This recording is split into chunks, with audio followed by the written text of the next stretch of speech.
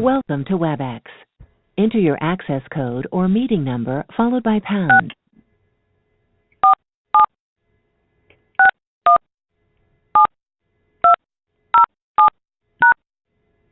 Enter your attendee ID number. Hello, it's John. Hey, John, good morning. This is Jason Arnold with NWN. How are you? I'm doing well. How are you? Doing well, thank you. Good. I believe we're going to be waiting for a couple more folks to join the call, I think. Sounds good. Where are you located? I'm out in Rochester, New York. Okay. Gotcha.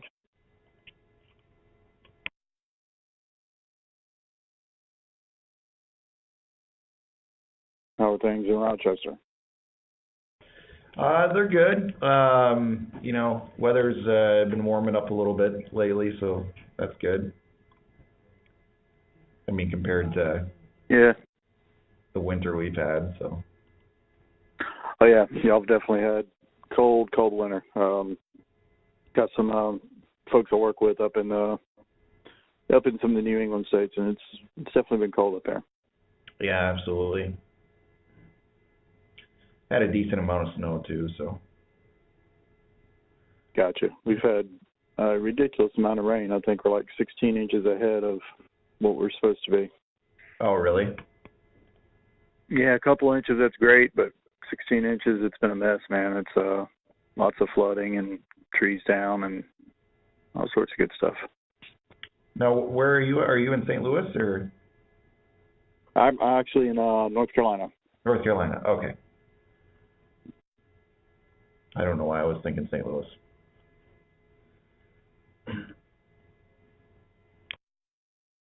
Because of my lack of Southern accent. I assure you that's not it.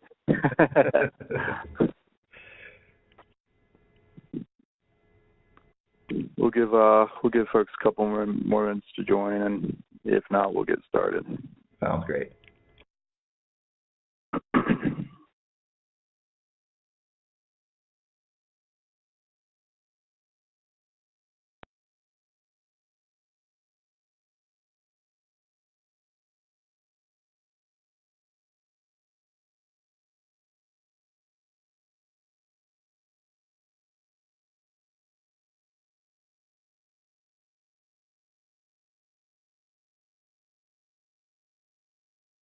Who were you talking with at NWN? Were you talking with Sharon, or who have you been speaking with? Yeah, Sharon is the contact over there. But yeah, I've been speaking with her. So awesome. Did she tell you a little bit about the opportunity? I got a really brief description. I know it's pretty it's wireless focused. I know that you guys have a Cisco kind of DNA SDA architecture. I'm not sure if you guys have deployed it or if you're looking into it. Other than that, I don't really know the nitty-gritty details. And if you had some perspective on that, I'd definitely be interested to hear. Certainly. So the customer will be going to a SDA environment with DNA at some point. It will probably be in the next year. That is not in place at the moment, but that is roadmap. So the next year will be a pretty eventful year for them. Lots of heavy lifting from the perspective of redesign, re-architecture, and overall redeployment of their Wi-Fi as well as wired network for SDA. It'll be fabric-enabled wireless, so it'll be complete end-to-end uplift. Okay, sounds great. So we're I'll go ahead and get things started. It's five after, so we'll go ahead and get things rolling. So I'm Technical Director for Wireless Networking here at NWN. I've been with NWN for 19 years now, focused specifically on wireless. I started in wireless back when Cisco first acquired AirNet.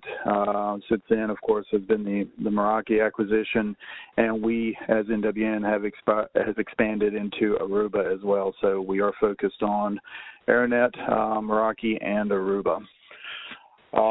If it basically has RF connected to it in some way, I've probably touched it, everywhere from point-to-point bridging to iOS autonomous APs, lightweight LWAP, and now CAPWAP APs, and now moving into SDA. So that's kind of the 20,000-foot view of my experience here. As you mentioned, we're going to be focused primarily on wireless. We may run off into the weeds a little bit into some other things if we start talking about 802.1x security or possibly some route switch stuff, but it'll primarily be focused on wireless. Okay, sounds great. So looking at your resume, you've got lots of great experience here. You've crossed lots of platforms here with the Cisco AirNet product line. 4,400 controllers, which brings back some good and bad memories. Going up to 5,500s. Have you had your hands on any 5520s yet? I have, yep. Okay, perfect. All right. Let's try to get a feel of whether you were more 5508 or as recent as 5520s. Okay. So tell me a little bit about your understanding of CAPWAP, about the CAPWAP protocol, about your familiarity with controllers. We can start by talking with about CAPWAP. Yeah, absolutely. So as far as CAPWAP is concerned, I've worked with it for quite a while. Going back to the HREAP days, obviously. But just in general, when it comes to wireless, most of my experience is implementing Cisco wireless standards in the enterprise environments. So for about, I want to say about 5 years or so, I've worked on the 2504s and the 5508 WLCs, as well as the 5520s and the 8540s and the newer 802.11ac, Wave 2 deployments. And working with the 3800 AAPs and MGig with Catalyst 3850s for that converged access. So overall, I've led deployments from the beginning with the requirements gathering phase to involved with either doing deployments, site surveying with greenfield deployments, doing both pre and post. Just kind of getting a better understanding of that RF environment for, that optimal AP placement, and just, examining, what current hardware that we're using and performing a refresh with that. So I've worked with, Ekahau and AirMagnet in doing that. I've also worked with Cisco Prime. I'm familiar with CAPWAP, which is essentially the tunneling technology that is used for APs to essentially communicate with the WLC. So that's essentially what the protocol does. But yeah, outside of that, was there another part of the question? No. So that's fine. I just wanted to make sure, as far as the CAPWAP protocol, you understood, where it was at, and try to get a feel of overall where you're at with your. Yep. So as far as your experience with the controllers, you mentioned you've done some converged access. How was your experience there? Was it a good experience? Well, let me lead you in by saying I think converged access was a train wreck when it was first released. The timing was really bad for it, in my opinion, versus where the state of AirOS was and the wireless community's understanding of converged. Now that we have SDA out there, and there's a better understanding of how iOS XE is going to work overall, I think that is much more well received. But what was your experience with converged?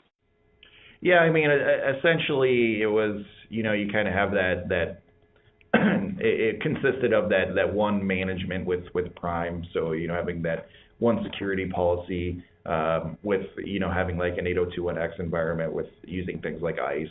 So having that policy with ICE using like either the Catalyst 3650s or 3850s. Yep. With the, you know, we had like the 5760s for the WLCs for that for jack. Mm-hmm. It kind of gave you that single platform for wireless and wired. I mean, obviously, yeah, like you said, it was extremely kludgy, you know, to say the least. It did have its flaws, and it was kind of a newer technology when we hopped aboard, so we didn't necessarily you know, utilize all its features and capabilities. But yeah, you know, having that fast, you know, recovery using like SSO, things like that, we did. Okay. You know, but yeah, like you said, you're 100% right. You know, it definitely did have its flaws for sure. Your experience with deploying 5520s, 5508s, were you deploying those as HA pairs, or were you N+1? What was the design, the redundancy design there? Yeah, absolutely, I was. Yeah, we essentially had them in active standby. So okay. That was kind of basically the design, basically connecting them with the redundancy ports. You know, having them, okay. You know, share a VIP, you know. Gotcha. All right. And let's see here. Let's talk a little bit about controllers a little deeper as far as radio resource management. A lot of folks don't have a good understanding of RRM. Can you kind of at a high level explain the RRM process, how it impacts client connectivity and the overall RF environment, and what the factors are that contribute to RRM? Yeah, essentially RRM, you know, radio resource management is kind of the system level management of co-channel interference, essentially.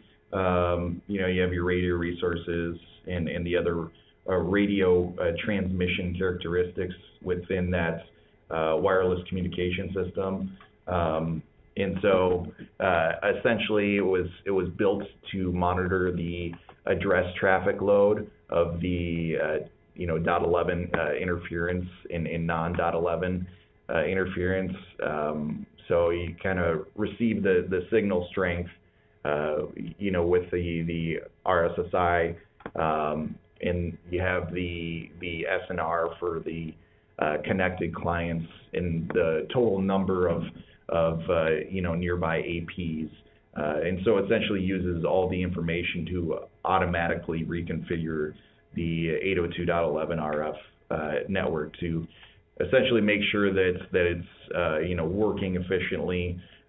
It'll do a number of different actions, namely like radio resource monitoring, you know, essentially transmitting the power control, you know, that dynamic channel assignment, things like, you know, coverage hole detection, and correction. But yeah, that's essentially the way that it works from a high level. Okay. All right, very good. So are you familiar with RXSOP? I'm sorry, you cut out for a second. Hey, who joined? Dong from DSH. Hey, Dong, this is Jason Arnold with NWN. How are you? Good. Sorry I'm a little late right now. I was dropping off my son. Oh, sure, no worries. John is on with us. We were just getting started talking through some technology. We've talked a little bit about some controllers and some. We're actually discussing some RRM details now. Okay. Did you want us to proceed, or did you have anything you wanted to cover before we dig back into it? No, once you guys get back to it, and then I'll add on if I have any questions. Awesome, very good. So, John, I was asking you about RXSOP. Hello? Are you familiar with RxSOP, and have you worked with RxSOP? Yeah, absolutely. So RxSOP is essentially meant for, those dense deployments that you have when it comes to wireless. So where the channels kind of reuse, the reuse of it is essentially a concern. So it's a way to shrink the cell size, but be careful with that because too much SOP can also shrink your cells to a point where the clients have they're not able to connect any longer. So essentially the way it works, I mean, you have the higher RxSOP level and the less sensitive the radio is, and the smaller essentially the smaller the receiver cell size will be with that. And just by reducing the cell size, you can essentially ensure that the clients are connected to the nearest access point using the highest possible data rates with that. And it's really it's ideal for your high density environments, and that's really where you see it. So things like stadiums and large auditoriums, where you have the large number of client devices connected per the AP, in that high density environment with a smaller cell size. Gotcha. Very good. Thank you. I was looking through your resume and saw that you've done some voice over IP wireless designs. Is that correct? I have, yep. Awesome. What voice over IP wireless solution was that? Who was that Cisco or who was that? Yep. We use Cisco. Was it 7920s or 7925s or 21s? We used 7920s. I've worked with 5508s for controllers. And I'm sure there's some other models of APs too that I've worked with over the years. Okay. And for the voice over IP, can you talk a little bit about the RF design requirements, some of the considerations there specific to voice over IP wireless? Yeah, absolutely. Essentially, obviously, you have to make sure that you have a good enough signal. So that's kind of a paramount when thinking about that, because obviously you don't want like jitter and delay and things like that. As well as good SNR. So just looking into those, looking for at least that's negative 65 dBm. You also want the SNR to be at a minimum, so the signal is distinct. So also using that QoS, is important. So having that gold, silver, bronze mapping from a wireless perspective, and then on the wired end, obviously having your DSCP markings, things like that, if you're doing that. But yeah, voice being platinum within that. So just kind of mapping the different classes to the voice traffic is essential to that. Gotcha. And on the wired side, you mentioned Trust DSCP. Is that for the controller port, AP port? Where would you do the Trust configuration there? So essentially, when you're on the wired side, if you're doing wired QoS, you're going to be doing that on the switches, so like the switch ports, depending on if you're talking about like layer 2 QoS or doing layer 3 QoS, so having that class-based weighted pure queuing. So just having the MLS QoS Trust and the MLS QoS Cisco phone on each access switch port, so that you have the traffic in the type of service field, and the IP header is not removed because that's essentially the default behavior. But for VoIP traffic, generally the RTP is going to be marked as DSCP EF, and the signaling traffic is going to be marked as AF31. Then you generally do that DSCP to COS mutation on the core switch just to match any kind of legacy supporting COS. but yeah, that's essentially how that's done. Okay, very good. Thank you. I'm going to bounce around on you a little bit here just to keep you on your toes. Sure, yeah. So let's talk a little bit about 802.11 spec, IEEE spec. You mentioned you've worked with some 802.11ac. From a 802.11 perspective, what is, and these are going to be some very maybe softball questions, but just bear with me, kind of level setting your knowledge base.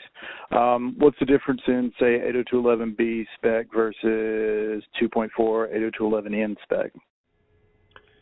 Yeah, absolutely. So essentially, I guess the best way to explain it. So you're saying 802.11b versus 802.11n, correct?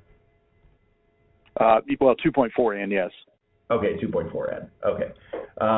So essentially, 802.11b has a fairly low data rate of 12, and 802.11n is much higher. And then in addition to that, I believe you can do like channel bonding technically in 802.11n, but you wouldn't do that in 2.4, even though I think you can do that. But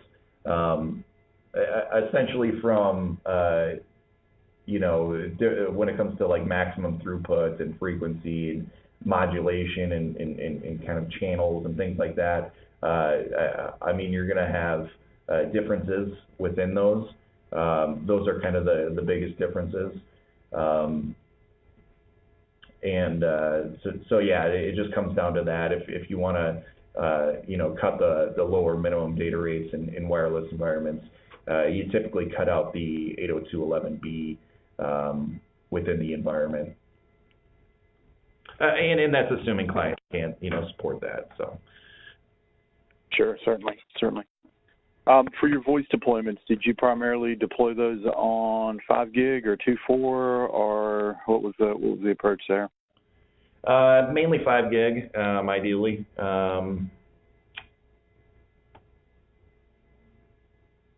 Okay.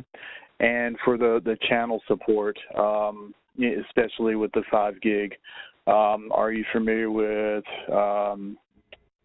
DFS? Yeah, absolutely. Yeah. Okay. Can you explain a little bit of the DFS process from the standpoint of Cisco controllers and how they handle DFS?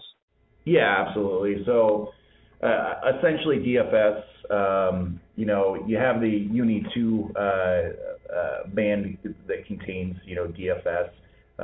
It's just that dynamic frequency selection. And essentially what it does is, so the channels that are mandated for wireless networks to avoid radar. So, DFS automatically selects channels to have a low interference levels with that. And so when an AP detects radar, it actually will switch to an unused channel.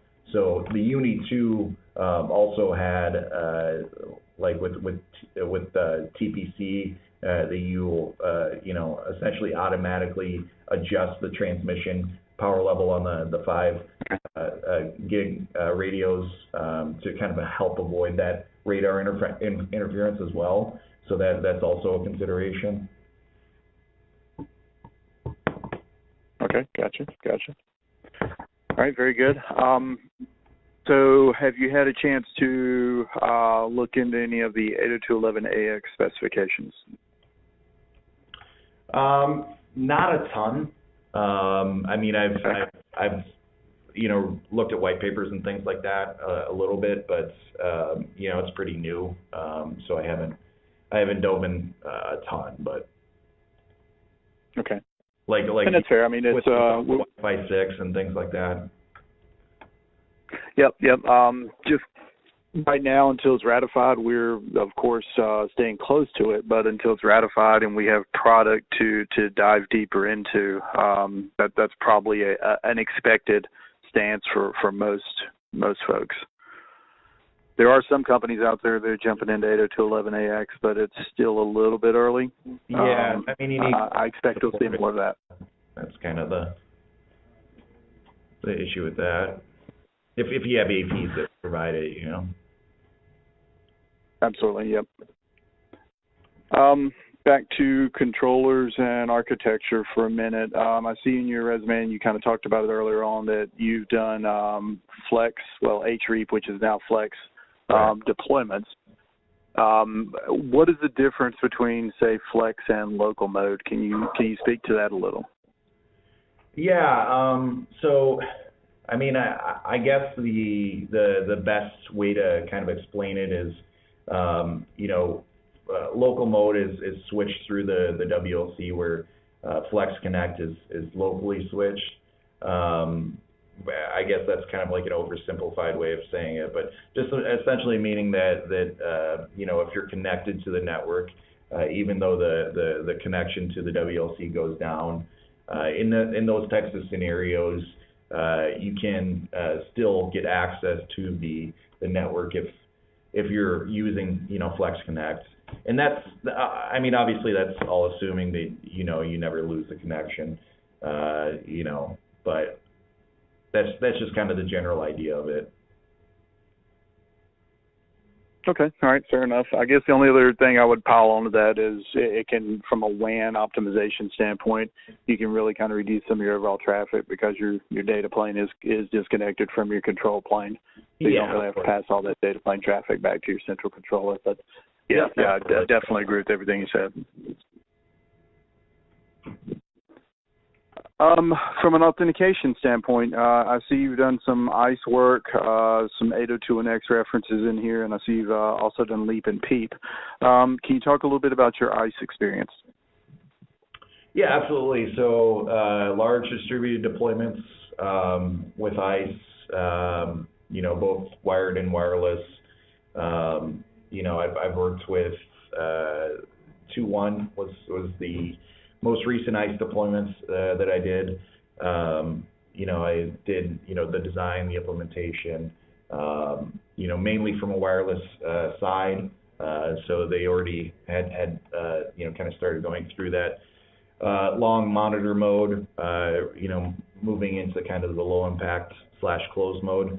And, essentially the big driving force behind it was just BYOD initiatives, having, tablets, iPads, cell phones, and other devices for, users to bring in their laptops and just being able to correctly authenticate to the network.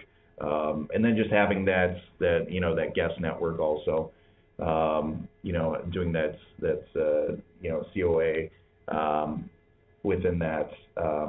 But also, configuring the WLC to essentially redirect to the guest portal, so that user would have a seamless experience, and they can authenticate through the CWA. I got a quick question. Yes, please. How would you deploy a guest deployment or a guest wireless deployment in an institution such as a prison? What would you recommend? Oh, that's an interesting question. Obviously within a prison, the security is ultimately paramount. The last thing that you would want is an inmate or somebody who might have some sort of background with security vulnerabilities or something like that. Maybe one of those people would be in prison. So obviously you need to focus on security, making sure that your network is secure. So you want to make sure that you're being able to monitor access and control what people are able to access. So you want to have your user groups through ICE, with something like that, just to so that you can control the access from a policy standpoint. And so you want to be really diligent on user control and policies within that. And you may use things like sponsored access, where you give out access to individuals instead of things like self-registration or hotspots or things like that. and that would probably be the ideal way to go, just because, it's sponsored. You have those. It just essentially registers guests to the, provide that access within that environment. That would probably be one of the large things, and then obviously posturing and profiling would be important too. Because I doubt, it would be on. I doubt you'd reach some vulnerabilities based on, the computers that are internal, because those you could lock down pretty good. I assume it would have to be something where somebody would sneak in a device, or maybe somebody from the outside would try and get on the network. Maybe a friend or a family member who would, try and hack into the network from outside. Obviously, desktop policy would be huge too. You don't want anybody in the a guard or something like that picking up, a free thumb drive and shoving it into his computer and having some issues there. I mean, it would have to be a holistic approach just to secure it, because obviously you could reach some vulnerabilities that would be very, very bad. So.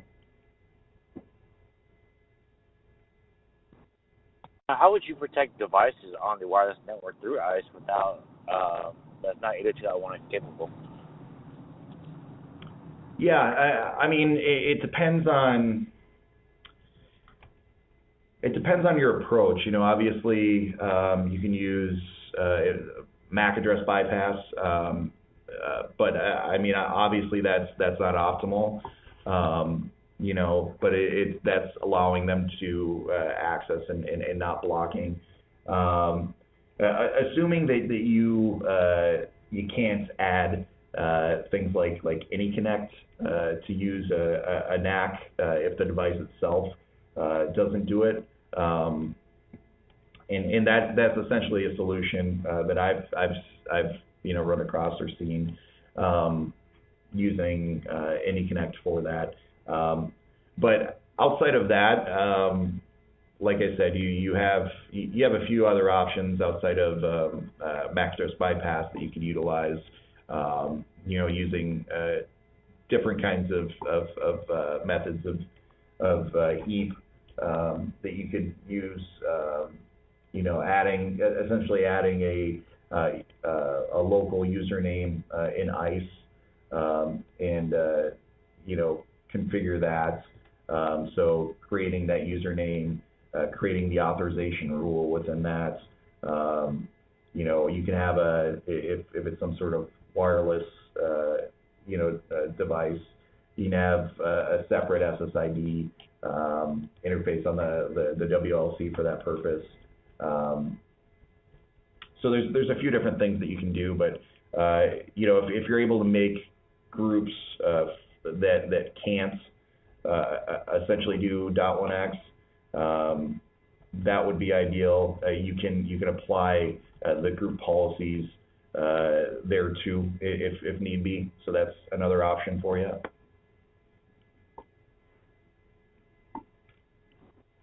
Gotcha. Thank you. Piling on top of that just a bit, have you done any ICE and MDM integration or deployments using MDMs with ICE? Yeah, I've used MobileIron before. Okay. And that's as far as an MDM is concerned, that's probably the one that I've seen the most. But Citrix has their M-Mobile. I've seen AirWatch. Microsoft has Intune. And there's a few that are added, depending on the version of ICE that you're talking about. Some are supported, some aren't.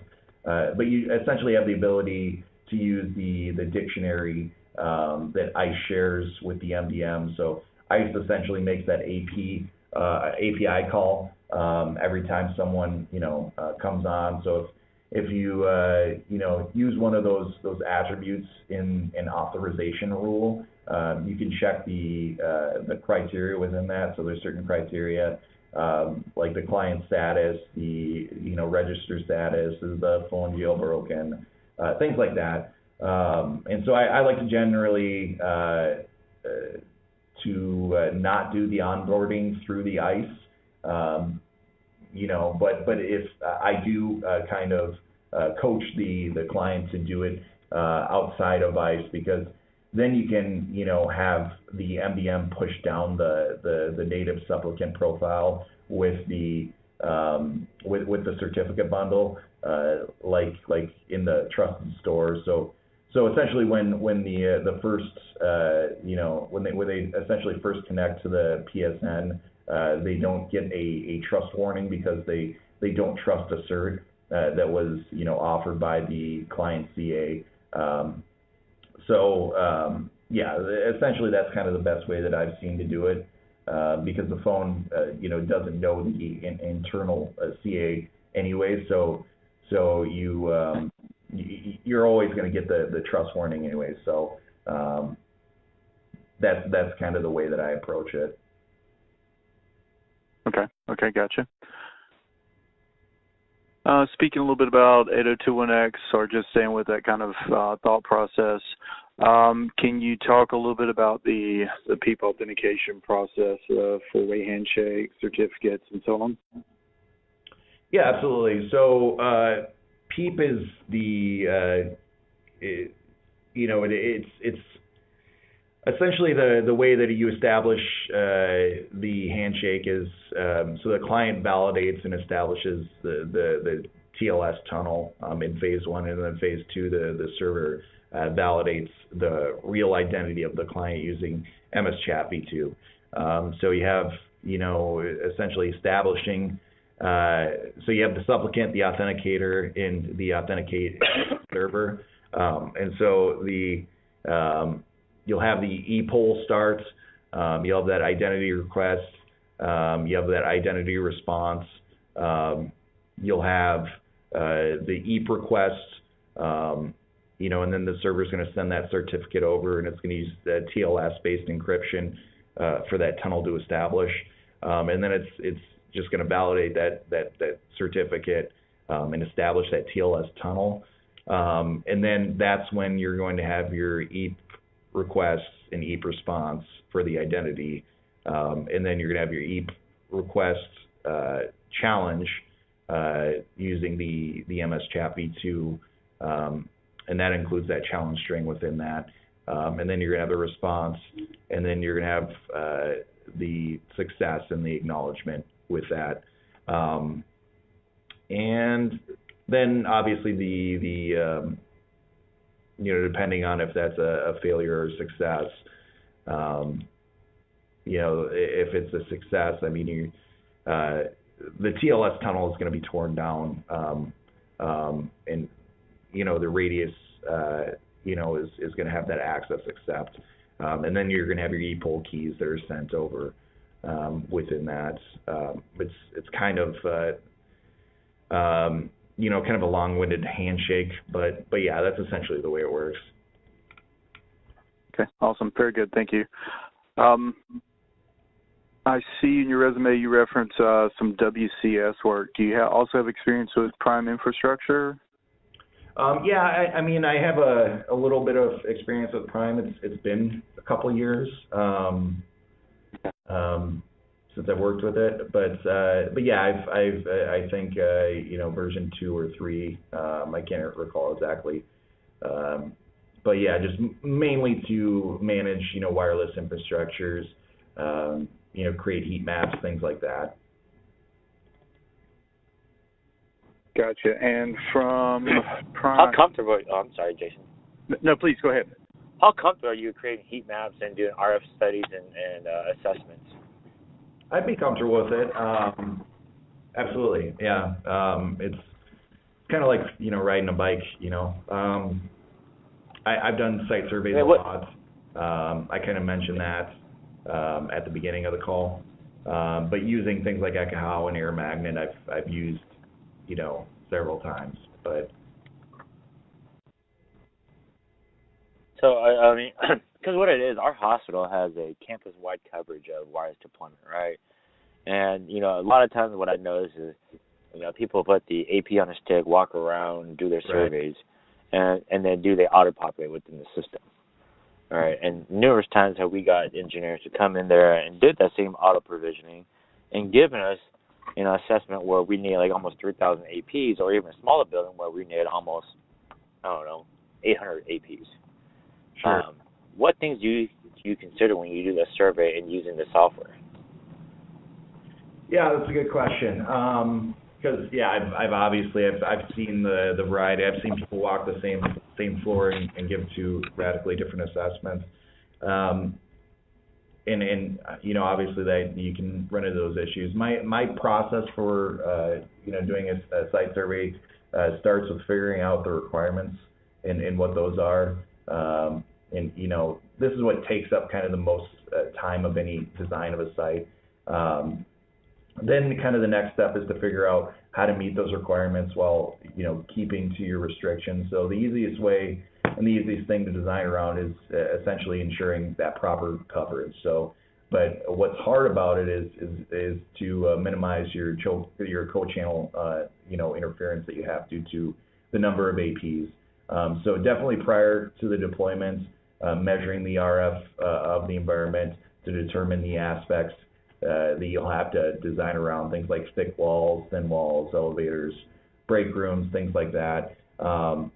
But yeah, just estimating a total number of APs needed for your overall coverage. A good rule of thumb is one AP can cover a circle of with 100-foot radius, and then just determine where you can locate those APs based on power and cabling, and then just run that you can kind of run to connect the AP to the rest of the network, and just make sure that you can get PoE to those APs so that they have to be close enough to those switches with that. I've a blueprint of floor plans of the areas you want the wireless network to cover. And some software products you can work off for those floor plans directly,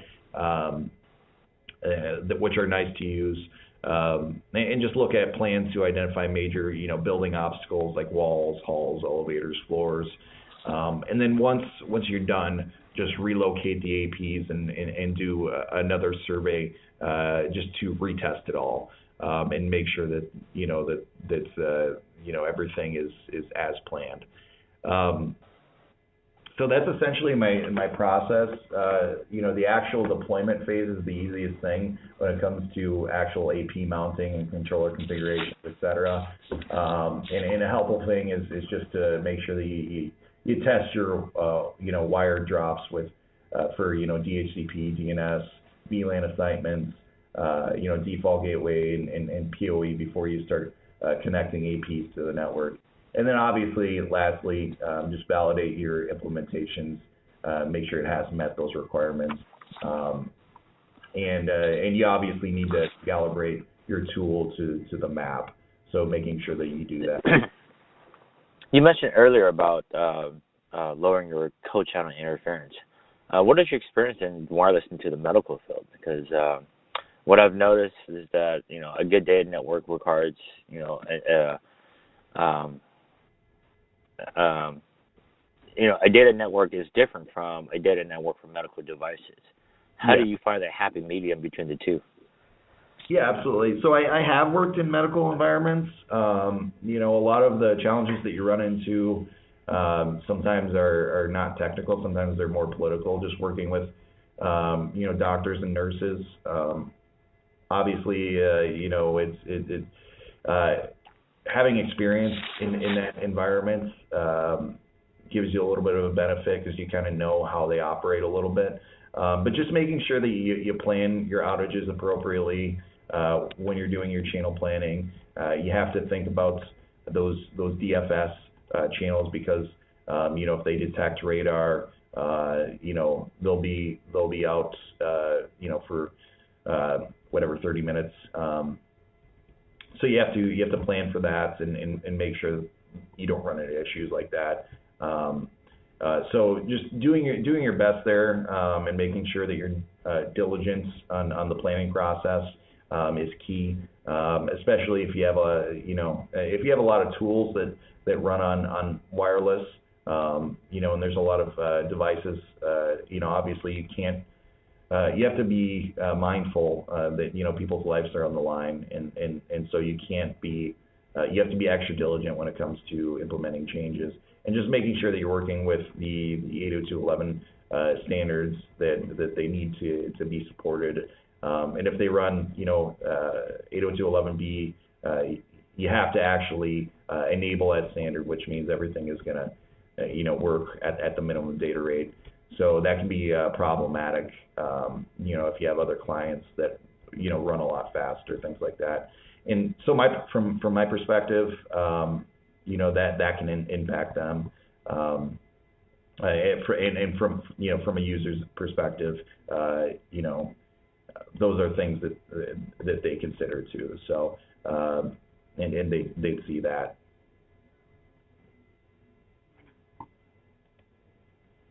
Okay, thank you.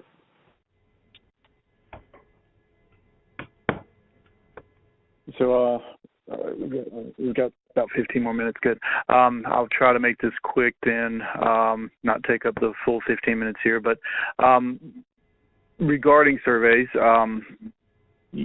have you done kind of more the AP on a stick approach, or have you done primarily predictive and then come back and verified coverage with a post-implementation survey, which has been more of your approach? Yeah, I mean, it's more so the AP on the stick. I've done the predictive site surveys, in the manner you describe, when it's necessary. But it's AP on stick is what I've done mostly. Okay, good. All right. I saw further down in your resume you mentioned MSE, Mobility Service Engine. In what capacity was MSE being utilized at that previous place that you worked on MSE? Yeah, I mean, essentially, it's MSE is the hardware and appliance engine. And essentially using it, mobility is the ability essentially for wireless clients to maintain that association seamlessly from one access point to another. So with as little latency as possible, obviously. But when a client associates to the access point, then essentially the WLC will place an entry for the clients into the client database. So the WLC uses that information to forward traffic to and from that client. So and then essentially when a client moves from one AP to another, the controller will update that database with newly associated APs that it has, and that's kind of the basis of that. But I mean, when you're talking about as far as deployments are concerned, I've deployed MSEs at several hospitals that are actually using them for mobile asset location tracking, like wheelchairs, infusion pumps, and when you have a lot of expensive equipment on wheels, which can be anywhere in a very large building complex. It occasionally is quite useful to be able to say, where's the crash cart number 8, and kind of get that answer. So that's the way that I've kind of utilized it, and it's worked out pretty well. Have you done any third-party integrations with MSE, such as Stanley or any of the other asset tracking solutions? I mean, I didn't. We have utilized. I have seen them utilize that. I didn't do a lot of integrations myself with that. I mean, you have to purchase the license, with that. You have you have the APIs within the device that has that third-party integration. But yeah, they just integrate within the standard REST API. So like with the CMX base license, I think you can do that. Third-party integration with that. Is that something that you guys are doing a lot of? Yeah, so specific to NWN, we have several customers that use Stanley for their asset tracking, location-based services, patient elopement, several different applications. Yeah. Yep. I've heard really good things about Stanley too, so definitely. What about Arista? Because we are looking at doing some type of integration with the Cisco MSC CMX into the Arista to augment some of the RTS functionalities of that. Have you done anything similar to that? No, I mean I've worked with, you know, so are you saying like Arista, like the switches, or are you talking about like Arista, like? It'd be Arista. Okay. I haven't worked with them. I've heard about them, but yeah, I haven't personally worked with them.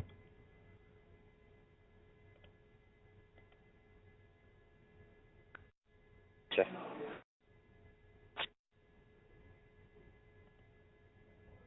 Let me see if I've missed anything that I wanted to touch base on. Bear with me one second.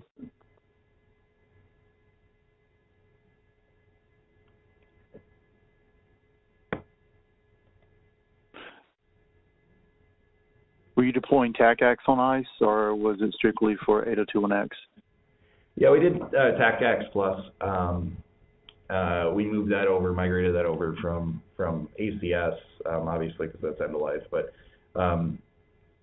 yeah, with the I think it's post 2.1, you can do TACAX Plus, or 2.1 and on. But yeah, that's we integrated that on last ICE deployment. Yeah. Okay. And last question for you. You mentioned in healthcare some of the challenges of working in those environments. One of the challenges that I've experienced a lot personally is from the perspective of biomed devices and new devices being added to a very dynamic environment such as healthcare. What has been your experience with some of that? Have you worked in very controlled environments where all those devices pass through IT, or was it more of a BYOD approach? Or in your healthcare experience, did you have challenges with biomed trying to bring in new devices? What's been your experience there?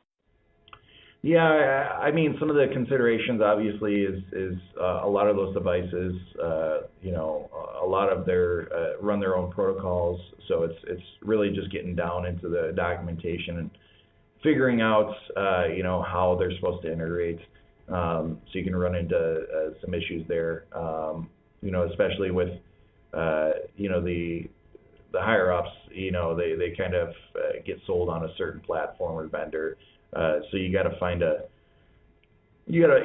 way to make it work, and that's just, you know, diving into that documentation and making sure you do your due diligence on that. Whether you know it's there, you know, badges or wireless cameras or you know, some of the other devices,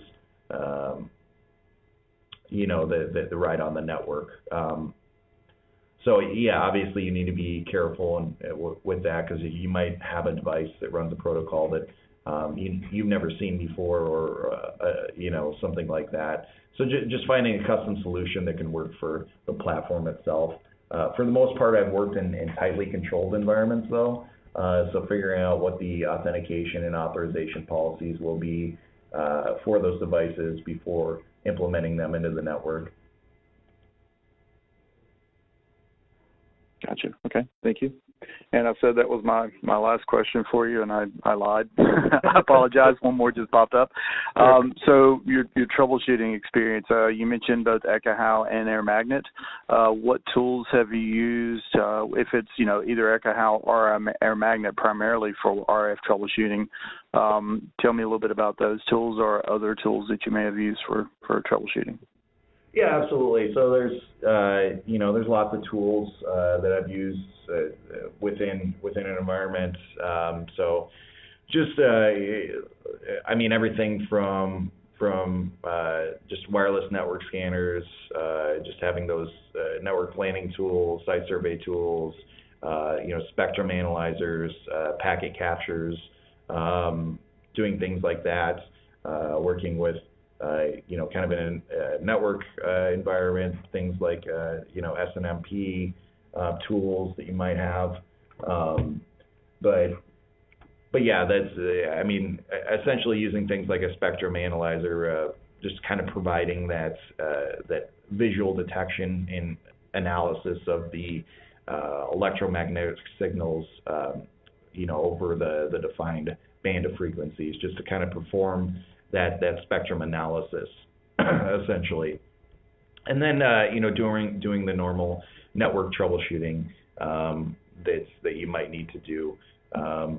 So just essentially, check if the AP and where the client connects, looking, making sure the client, turns off the wireless adapter and explain step by step kind of the issues they're experiencing.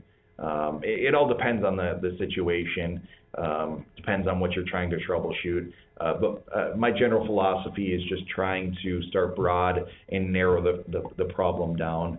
And there's usually a step-by-step process to narrow a certain issue down. But just making sure that you up front gather all your information, do your due diligence, ask the who, what's, whys, and where and when questions that you need to ask, and so you can narrow down that solution and ultimately reach the solution that you desire. Gotcha. Okay, thank you. That's all the questions I had. Do you have questions for us? Yeah, absolutely. I don't know if you can maybe give me an idea of what the first 3 weeks to a month might look like, so I could hit the ground running.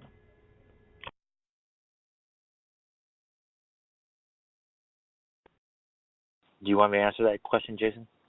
That would probably be best. I apologize. I was pausing long there, but that would probably be best. So the candidate we're looking for is basically to get somewhere, for someone to kind of to review our wireless deployment and what we have today and help us standardize a lot of configurations. Two, to kind of reassess our RF assessment that we have throughout all of these hospitals and create a lot of SOPs or MOPs, standard operating procedure or method of procedures, and how to do a lot of managing our wireless network. One of the biggest challenges that we have today is that our data network is built around our medical devices and not necessarily built for a data network. And so we are trying to find that happy medium between the two to get both, to evolve our wireless network as we're in this refresh cycles for, we built it for medical devices. Now we want to build it for a medical devices and a good solid data network. But there's some challenges there that we have been facing over the past 6 months. And ultimately, we're looking for a senior consultant to come in and really give us consultation on how and where we can improve our wireless network. Okay, sounds great. Can you give me an idea of what change control looks like over there?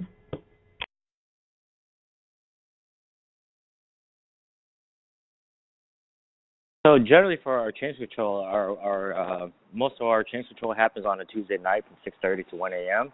However, the wireless network has a different change control board, but a lot of times that can be brought up during, and that can be negotiated. But generally, we do have maintenance every week.